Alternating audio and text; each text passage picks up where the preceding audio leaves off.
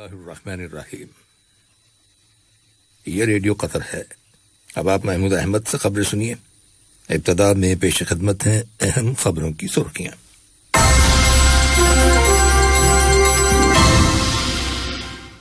صاحب اسم امیر نے زمبابوے کے صدر کو آج ان کے ملک کے یوم آزادی کی سالگرہ کے موقع پر مبارکباد کا برقی پیغام ارسال کیا ہے۔ وزارت صحت نے اعلان کیا ہے کہ حالیہ دنوں میں ملک کے اندر کرونا وائرس کے روزانہ کیسز میں کمی واقع ہوئی ہے۔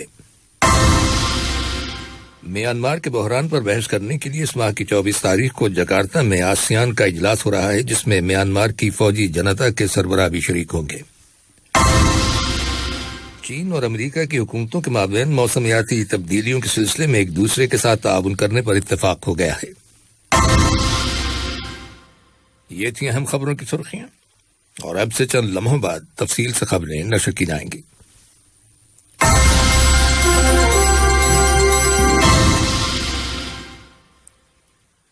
لیجیے اب آپ تفصیل سے خبریں سنیے۔ صاحب اسم امیر شیخ تمیم بن حمد آل ثانی نے زمبابوے کے صدر ایمرسن مننگاگوا کو آج ان کے ملک کے یوم آزادی کی سالگرہ کے موقع پر مبارکباد کا برقی پیغام ارسال کیا ہے۔ نائب امیر شیخ عبداللہ بن حمد آل ثانی اور وزیر اعظم و وزیر داخلہ شیخ خالد بن خلیفہ بن عبدالعزیز آل ثانی نے بھی اس موقع کی مناسبت سے زمبابوے کے صدر کے نام مبارکباد کے تار روانہ کیے ہیں۔ نائب وزیر اعظم اور وزیر خارجہ شیخ محمد بن عبد الرحمن آل ثانی نے اس امید کا اظہار کیا ہے کہ قطر آئندہ سال Covid free FIFA world cup event کی میزبانی کرنے میں کامیاب ہو جائے گا۔ قطر جنرل اتھارٹی برائے کسٹمز نے قطر ڈیولپمنٹ فنڈ QDF کے تعاون سے لبنان کے کسٹمز اتھارٹی کو امدادی سامان کی ایک شپمنٹ روانہ کی ہے۔ یاد رہے کہ کچھ عرصہ پہلے بیروت کی بندرگاہ پر ہونے والے ہولناک دھماکوں کے بعد قطر نے انسانی ہمدردی کے تحت وہاں امدادی سامان روانہ کرنے کا جو سلسلہ شروع کیا تھا، یہ شپمنٹ اس کا تسلسل ہے۔ اس شپمنٹ کی ڈیلیوری کے موقع پر لبنان میں قطر اور دیگر کئی ملکوں کے سفارتکار اور لبنان کی کسٹمز اتھارٹی کے سینئر افسران موجود تھے۔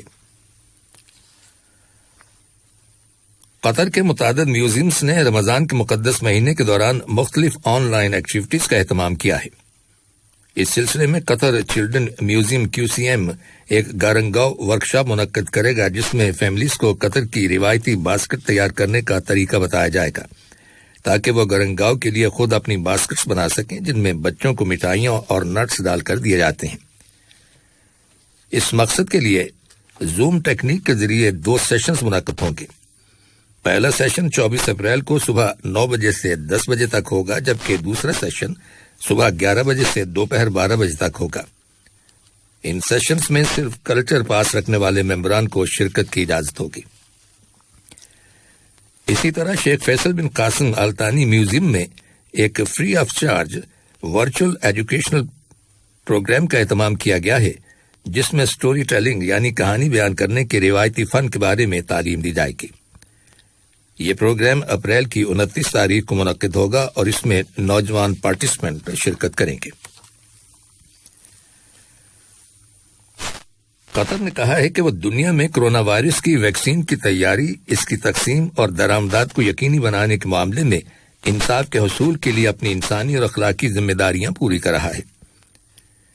یہ بات اقوام متحدہ میں قطر کی مستقل مندوب سفیر شیخہ علیہ احمد بن سیف آل ثانی نے اقوام متحدہ کی سرپرستی میں ہونے والے اقتصادی اور سماجی کونسل کے ویڈیو کانفرنسنگ کے ذریعے منعقد کیے گئے اجلاس سے خطاب کرتے ہوئے کہی۔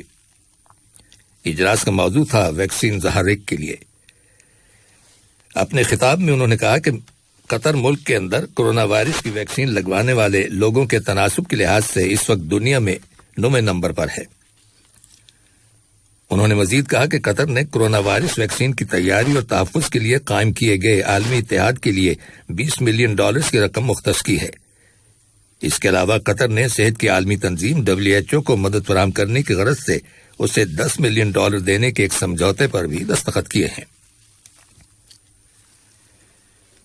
یہ خبریں ریڈیو قطر سے نشر کی جا رہی ہیں۔ وزارت صحت نے اعلان کیا ہے کہ حالیہ دنوں میں ملک کے اندر کرونا وائرس کے روزانہ کیسز میں کمی واقع ہوئی ہے۔ قطر میں وائرس کے 827 نئے کیسز رجسٹر کیے گئے ہیں، جن میں سے 79 کیسز کا تعلق لوکل کمیونٹی سے ہے، جبکہ 248 کیسز کا تعلق ان افراد سے ہے جو حال ہی میں بیرون ملک سے دوحہ واپس آئے ہیں۔ اس کے علاوہ وائرس کے مزید 659 مریض صحت یاب ہو گئے ہیں، جس کے بعد شفا پانے والے افراد کی مجموعی تعداد اب 1,73,257 ہو گئی ہے۔ وزارت نے کورونا وائرس کے 9 افراد کے انتقال کر جانے کی بھی تصدیق کی ہے۔ کورونا وائرس کے خلاف ویکسینیشن کے قومی پروگرام کے تحت ملک کے اندر ویکسین لگائے جانے کا کام تیز تر کر دیا گیا ہے اور لوگوں کو ویکسین کی 1,02,25,000 سے زیادہ ڈوزز دی جا چکی ہیں۔ دانی اثنا وزارت صحت نے اعلان کیا ہے کہ ویکسین لگوانے کے لیے عمر کی حد کم کر کے 35 سال کر دی گئی ہے۔ ادھر عالمی سطح پر کورونا وائرس سے ہونے والی ہلاکتوں کی تعداد 3 ملین سے تجاوز کر گئی ہے۔ یاد رہے کہ اس وائرس کا آغاز چین میں سن 2019 کے آخر میں ہوا تھا اور اب تک اس سے 1,390 ملین سے زیادہ افراد متاثر ہو چکے ہیں۔ بھارت کے دارالحکومت نئی دہلی میں گزشتہ 24 گھنٹوں کے دوران کورونا وائرس کے 25,500 نئے کیسز ریکارڈ کیے گئے۔ 20 ملین آبادی والے اس شہر میں ہاسپٹلز میں بستروں کی تعداد 100 سے بھی کم رہ گئی ہے۔ گزشتہ 24 گھنٹوں کے دوران وائرس کے مثبت کیسز کی شرح 24% سے بڑھ کر 30% ہو گئی ہے۔ آج ملک بھر میں 2,61,000 سے زیادہ نئے کیسز اور 1,500 سے زائد اموات ہوئی ہیں۔ وزیر اعلیٰ نے وفاقی حکومت سے مدد کی اپیل کی ہے۔ بڑھتے ہوئے کیسز کی وجہ سے لوگ ہاسپٹلز میں بستروں، آکسیجن سلنڈروں اور ادویات کی کمی کی شکایات کر رہے ہیں۔ کینیڈا کے گنجان آبادی والے صوبے اونٹاریو میں صوبے کے ایک شہر سے دوسرے شہر سفر کرنے پر پابندی لگا دی گئی ہے۔ ایمرجنسی نافذ کر دی گئی ہے اور 2 ہفتوں کے لیے لوگوں کو گھروں میں رہنے کی ہدایت کی گئی ہے۔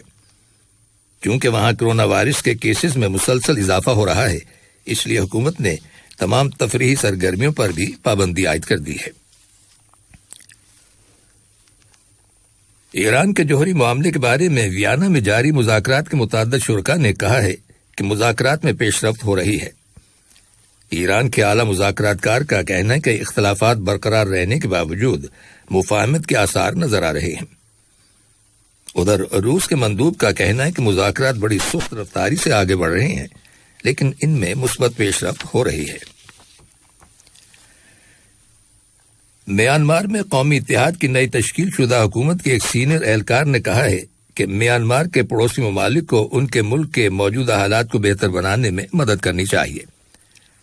10 ممبروں پر مشتمل جنوب مشرقی ایشیائی ملکوں کی ایسوسی ایشن آسیان میانمار کے بحران پر قابو پانے اور وہاں پر جاری ہنگاموں کو روکنے کے لیے کوششیں جاری رکھے ہوئے ہے۔ تھائی لینڈ کے ایک سینئر اہلکار کا کہنا ہے کہ میانمار کے بحران پر بحث کرنے کے لیے اس ماہ کی 24 تاریخ کو انڈونیشیا کے دارالحکومت جکارتا میں آسیان کا اجلاس ہو رہا ہے، جس میں میانمار کی فوجی جنتا کے سربراہ من اونگ لنگانگ شرکت کریں گے۔ دریں اثنا میانمار کے وسطی علاقے میں تشدد کے واقعات میں مزید اضافہ ہونے کی اطلاع ملی ہے۔ حکومت نے حالات پر قابو پانے کے لیے ایک نئی مہم شروع کر دی ہے، جس کے تحت حکومت مخالفین کو فوجیوں کی طرف سے نشانہ بنایا جا رہا ہے۔ اور چین اور امریکہ کے حکومتوں کے مابین اس بات پر اتفاق ہو گیا ہے کہ موسمیاتی تبدیلیوں کے سلسلے میں وہ ایک دوسرے کے ساتھ تعاون کریں گے۔ اس بات کا اعلان امریکی ایلچی جان کینی کے شنگھائی کے حالیہ دورے کے بعد ایک مشترکہ بیان میں کیا گیا۔ بیان میں کہا گیا ہے کہ دونوں ممالک موسمیات کے بحران کو حل کرنے کے لیے آپس میں اور دیگر ملکوں کے ساتھ بھی تعاون کریں گے۔ بیان کے مطابق موسمیاتی تبدیلیوں کے موضوع پر رواں سال کے اختتام سے پہلے بین الاقوامی سطح پر مذاکرات کا نیا راؤنڈ ہوگا۔ آخر میں اہم خبروں کی سرخیاں ایک بار پھر سن لیجیے۔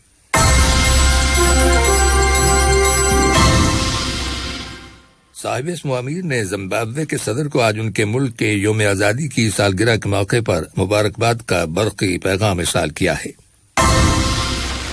وزارت صحت نے اعلان کیا ہے کہ حالیہ دنوں میں ملک کے اندر کورونا وائرس کے روزانہ کیسز میں کمی واقع ہوئی ہے۔